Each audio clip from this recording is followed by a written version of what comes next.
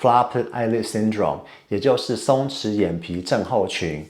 那么这通常是发生在大概40到50岁之间的男性，通常他们体重会有点过重。那么他们常常会说早上起来眼睛不舒服，因为他们的眼皮松弛的关系，非常容易睡梦中的时候就自己往外翻，那他们的眼睛就会常常摩擦到他们的枕头啊，或是被子等等。如果说你有这方面的困扰的话，会建议你去检查看看你有没有阻塞性呼吸睡眠中止症，也就是 obstructive sleep apnea， 因为这两者是有很大的相关联性。所以如果说你常常有早上起床眼睛不舒服，眼睛容易外翻或松弛，白天的时候精神不好，晚上睡觉会打呼的话，通常都会建议去做进一步的检查。